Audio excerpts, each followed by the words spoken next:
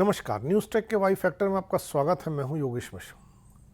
हमारे बहुत से शहीद ऐसे हैं जो अनाम रह गए। हालांकि नरेंद्र मोदी सरकार आने के बाद इन अनाम शहीदों को बाहर ला करके देश दुनिया के सामने रखा जा रहा है।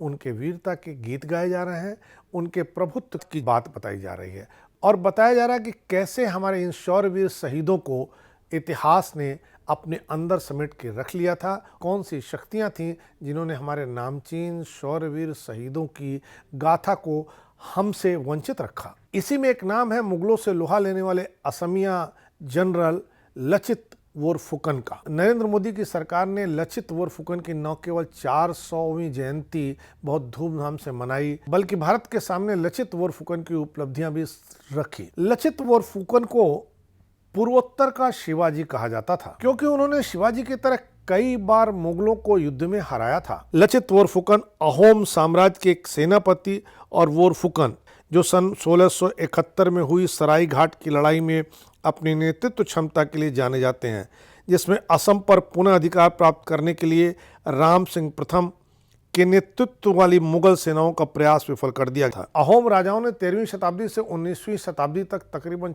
600 साल पूर्वोत्तर के एक बड़े भूभाग पर राज किया था। यह साम्राज्य ब्रह्मपुत्र घाटी के ऊपरी और निचले इलाकों में फैला हुआ था। जब दिल्ली में मुगलों का शासन हुआ, उस काल में 1615 से 1682 के दौरान जहांगीर से औरंगजेब तक अहोम राजाओं और मुगलों के बीच कई संघर्ष हुए।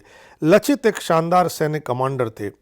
उन्हें राजा चरणध्वज सिन्हा ने अहोम साम्राज्य के 5 बोरफुकनों में से एक के रूप में चुना था और प्रशासनिक तथा न्यायिक जिम्मेदारियां लचित बोरफुकन को दी गई थीं। मुगलों के खिलाफ लचित बोरफुकन ने गुरिल्ला युद्ध को प्राथमिकता दी थी। शिवाजी की मुठभेड़ों की तरह लचित ने बड़े मुगल शिविरों और स्थिर पदों को नुकसान पहुंचाया। आज के गुवाहाटी क्षेत्र को फिर से पाने के लिए मुगलों ने लड़ाई छेड़ी, जिसे सराई घाटी का युद्ध कहा जाता है। इस युद्ध में औरंगजेब की मुगल सेना 1000 से अधिक तोपों के अलावा बड़े स्तर पर नौकाओं के साथ लड़ने के लिए आई थी, लेकिन लचित ने उनके इरादों पर पानी फेर दिया। हालांकि सराय घाटी की लड़ाई के 1 साल बाद लंबी बीमारी के बाद लचित बोरफुकन का निधन हो गया। एक किंवदंती के अनुसार लचित बोरफुकन सराय घाट की लड़ाई में ही बहुत बीमार थे, लेकिन उसके बाद भी वो लड़े। सराय घाटी की लड़ाई में मुगल सेनापति राम सिंह ने अहोम सैनिकों और अहोम सेनापति लचित बोरफुकन के हाथों अपनी पराजय स्वीकार करते हुए लिखा, महाराज की जय हो,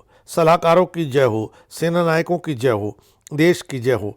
केवल एक ही व्यक्ति सभी शक्तियों का नेतृत्व करता है। यहाँ तक कि मैं राम सिंह व्यक्तिगत रूप से युद्ध स्थल पर उपस्थित होते हुए भी कोई कमी या अवसर नहीं ढूंढ सका। इस तरह हम देख सकते हैं और भरोसा कर सकते हैं कि हमारे कितने ऐसे वीर योद्धा हैं जो इतिहास के पन्नों से बाहर निकल के नहीं आ पाए। उनके शौर्य और वीरता की कहानी हम तक नहीं पहुंच पाई। नरेंद्र मोदी सरकार ऐसे अनाम लोगों को सामने ला रही है जिन पर हम गर्व कर सकते हैं। वो हमारे पूर्वज थे, इस बात पर हम इतरा सकते हैं। ऐसे लोगों को आप भी तलाशिए, इनकी कार्य और वीरता को बाहर लाइए।